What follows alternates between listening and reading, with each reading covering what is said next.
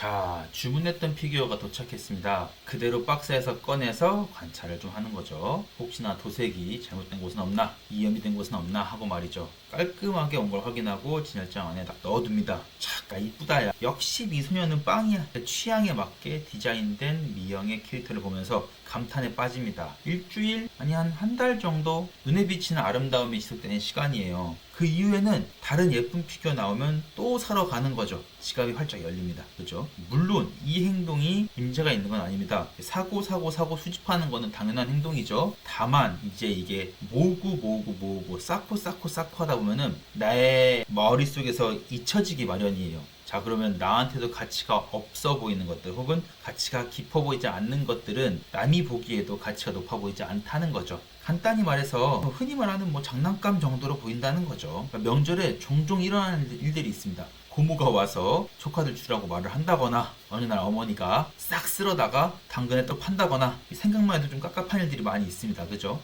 자, 오늘은 제목처럼 판타지 피규어들을 올려놓을 수 있는 베이스에 대해서 기획을 간단하게 해볼 거예요. 그 기획은 조금은 이제 피규어가 남들 눈에도 가치가 있기를 바라는 마음에 하는 기획들이죠. 너무나 화려하고 예쁜 피규어를 구매했어요. 하지만 당신이 그 구매한 피규어는 아직 완성되지 못했습니다. 보세요. 저 투명색 베이스. 그죠? 그냥 아무거나 올려놓는 거예요, 그냥. 자, 아미아미나 구스마이 온라인샵 가면은 피규어를 구매할 수 있죠. 한 10만원대? 아니면 그 이하? 그런 제품들은 베이스가 투명색이거나 아니면 매우 단조로운 색으로 출력이 되어 있어요. 단가 문제라고 보시면 돼요.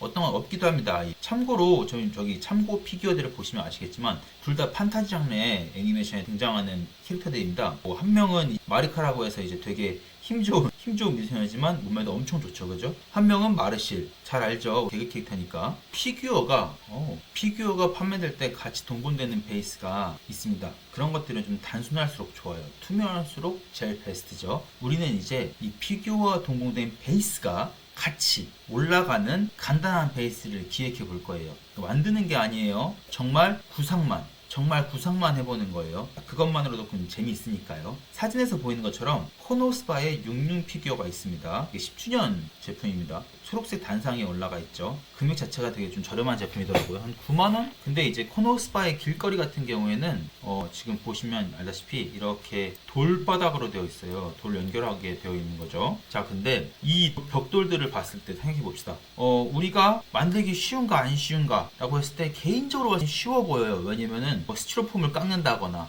아니면 아이소핑크를 자른다거나 아니면은 플라스틱판 있죠? 이런 것들을 그냥 얇게 붙인 다음에 그 사이 틈 좀 만들어 놓고 색칠만 하면 되거든요. 그러다 보니까 요거를 고르게 됐습니다. 일본 판타지 배경에는 진짜 문화하게 등장을 해요. 장송의 프리랜서도 볼 수도 있고 아니면 클레이모 이런 데서 등장하더라고요. 저런 류의 길바닥들은. 자, 그러면은 66이 지나가는 돌바닥에 만든다고 했을 때 보시면은 피규어 이 단상 위에 이 단상이 피규어 베이스에 올라갔을 때 사이즈가 얼마나 할까라고 한번 구상을 해보는 거예요. 한 이 정도가 되겠죠? 적당히 한 이 정도? 혹은 네모나게 한다면 이 정도? 한다고 했을 때 얘네들이 다 올라가고 표현도 다 할 수 있게. 자, 그러면은 한 이쯤 나오겠네요. 그죠? 캐릭터 서 있고 이렇게. 자, 그러면은 딱 봐도 이 정도 그림 나오겠다, 만들 수 있겠다 싶은 거죠. 여기서 두 가지 선택을 할 수 있습니다. 하나는 그냥 올려놓는다. 그리고 하나는 얘만큼 살짝 파서 얘를 살짝 파내서,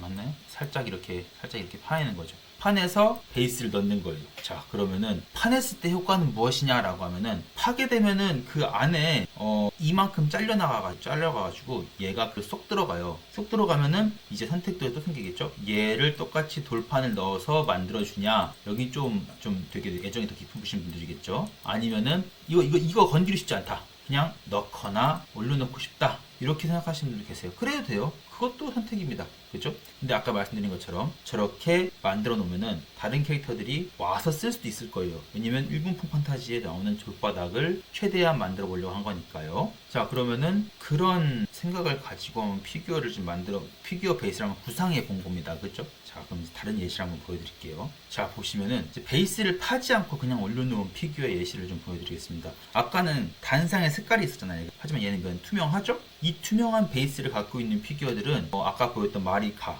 혹은 이 캐릭터처럼 투명한 베이스를 갖고 있으면 어디에나 올려놔도 그 밑에 있는 색깔이 보이기 때문에 혹은 밑에 내가 만든 것들이 보이기 때문에 나름 이제 잘 섞인다 라는 개념으로 보시면 돼요. 사진에 본 것처럼은 그냥 올려놔도 무방하죠, 그죠? 사진에 보이는 베이스는 요 양녀, 양 캐릭터들을 최대한 이쁘게 만들려고, 이쁘게 사진을 찍으려고 캐릭터 비해 엄청나게 거리가 있고 큰 사이즈의 베이스를 만든 거예요.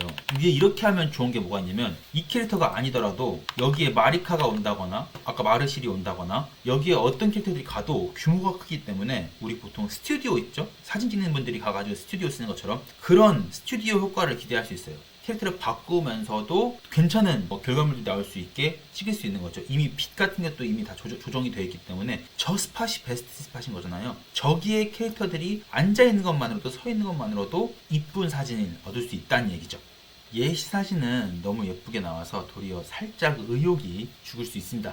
자, 이제 제가 만든 거 갖고 와 볼게요. 좀 허접해 보이죠, 그죠? 보시면은 66 아까 캐릭터를 말한 것처럼 안을 파서 얘를 넣었어요. 원래 이거 갈색이거든요. 그냥 갈색의 판인데 이런 식으로 이제 옆에 컬러들과 맞춰가지고 만들어서 넣었습니다. 살짝 이건 흙을 표현하고 싶어서 만든 건데 아까 66 캐릭터들은 이런 돌들이 쫙 계속 이제 연결되는 거니까 여기 똑같이 돌을 연결시켜 놓으면은 표현하기 쉽겠죠. 보신 것처럼 그렇게 어려워 보이지도 않아요. 돌도 그렇고, 그죠? 다이소에서 구할 수 있는 재료들로 간단하게 만든 베이스입니다. 한번 간단하게 만들어 보면은 이거 어떻게 만들면 만들 수 있겠구나, 어떤 느낌이구나 감이 오실 겁니다. 이제 그리고 이제 베이스의 있고 없고의 차이를 눈으로 발견할 수도 있습니다. 딱 보면은 뭔가 좀 이야기가 많아 보이죠, 그죠? 여기 나무도 있고 여기 돌들도 있고 이게 살짝 한쪽으로 딱 들어간 모양이거든요. 이렇게 이런 느낌으로 경사면을 줄 수도 있고요. 재밌는 이야기를 꾸밀 수도 있고요. 트리케라톱스 같은 걸 옆에 놔둠으로써 대치하는 구도를 만들 수도 있고요.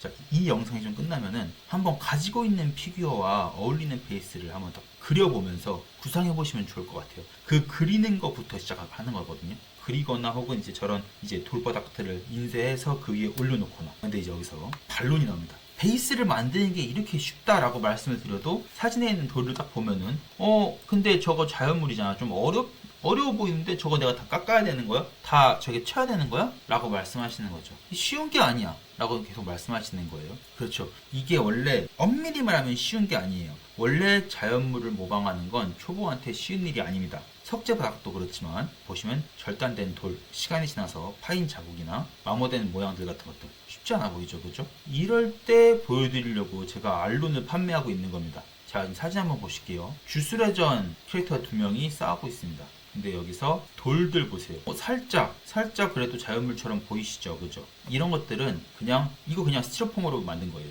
그리고 군데군데 다 아크릴 호일 있죠? 그 알루미늄 호일 꾸겨가지고 칼집 내서 이렇게 만든 거예요. 그 위에 그냥 바른 겁니다. 알론 페인트들을 브라운, 다크 그레이를 층층이 발라가지고 느낌만 낸 거예요. 이거 만드는데 얼마 걸렸냐? 2시간, 1시간? 1시간 정도? 1시간 반 정도 걸린 거예요. 오래 걸리질 않았어요. 알론은 자연물을 비교적 쉽고 빠르고 이 모방을 하기 위해서 만드는 아크릴 페인트입니다. 아크릴 페인트에 입자들을 풍부하게 넣어가지고 칼로 스티로폼을 이제 잘라서 좀 살짝 만든다거나 나무 모양을 만든다거나 혹은 이제 그리스 로마시나 신전에 나오는 그런 기둥 있죠. 그런 것들을 만든다거나 해서 그 위에다가 색깔들을 바르는 거예요. 그러면은 그게 말랐을 때 상당히 좀 뭔가 묵직해 보이는 하나의 조형물이 나오는 거죠. 다크 그레이를 바른다거나 라이트 그레이를 바른다거나 화이트를 바른다거나 하면서 아예 느낌을 준 다음에 그 위에 촉진제를 착착착 뿌리면 어떻게 되냐? 이런 식으로 뭔가 느낌이 다르죠, 그죠? 얘도 지금 촉진제 뿌리면 녹이 납니다. 이제 아까 말씀드린 것처럼 입자가 있다 했잖아요. 이게 촉진제가 만나면은 색이 빠지거나 녹이 쓰는 것처럼 색이 변해요. 그래서 시간이 오래 지난 것처럼 자연스럽게 시간이 지난 것처럼 에이징 효과를 내주거든요. 이렇게 해서 돌바닥 만드는데 조용하고 전체적으로 깎아서 긁어내거나 마모된 표현하고 도료 뿌리고 다시 긁어서 마모된 표현 또 하고 하면서 들어갈 시간을 2배 이상을 줄일 수 있어요. 초보여도 쉽게 큰 돈 안 들이고 베이스를 만들 수 있게 되는 거죠. 그러면 이제 지금 제가 고정 댓글에 링크를 넣어 놓을 거예요. 그러면 이제 앞서 말씀드린 알론 페인트들을 한번 확인해 보실 수 있거든요. 들어가 보시면 지금 제가 여기 올려놓은 것들은 그냥 하나의 이미지일 뿐이에요. 거기 가보시면은 어떤 제품들을 어떻게 사용할 수 있는지 혹은 어떤 결과물들이 있는지 보시면서 상상을 해보실 수 있는 거죠. 가서 보시면은 조금 더 이제 모형을 한다거나 혹은 내가 피규어를 샀는데 그 피규어에 가치를 넣어준다거나 이런 것들을 상상해 보실 수 있을 겁니다. 물론 처음부터 쉽지가 않을 거예요. 보면 뭐해? 라고 했는데 자, 사진 보세요. 간단하죠? 그냥 바르기만 한 거예요. 바르기만. 여기 마스킹 테이프 한 다음에 흰색 페인트 바른 겁니다. 그런데 그냥 이렇게 미니카에 올려놔도 괜찮은 트랙 같은 느낌이 나왔습니다. 물론 이것도 쉽지 않을 수 있어요. 그런데 여러분은 제가 있지 않습니까? 저는 계속해서 알론 페인트를 활용해서 베이스를 쉽게 만들거나 조형물을 간단하게 만든 영상을 찍어 올릴 거예요. 보시면서 궁금한 것들을 물어보시기도 하실 거고 저도 물어보는 것들을 만들어 보면서 답변을 할 수 있게 진행할 거예요. 초보인 여러분들의 길잡이가 되려고 할 겁니다. 저는 자신의 피규어의 이야기와 가치를 풀어넣는 사람들을 정말 좋아해요. 그냥 뭔가를 하려면서 노력하는 사람들을 좋아하는 거예요. 여러분들과 이제 같이 가고 싶은 거죠. 꼭 한번 가지고 계신 피규어에 어울리는 베이스를 구상해 보시고 댓글로 어떤 아이디어가 있는지 한번 같이 공유해 주세요. 기회가 되면 저도 같이 만들어 볼게요. 만들어서 올리기도 하고요. 그죠? 자주 보겠습니다. 이상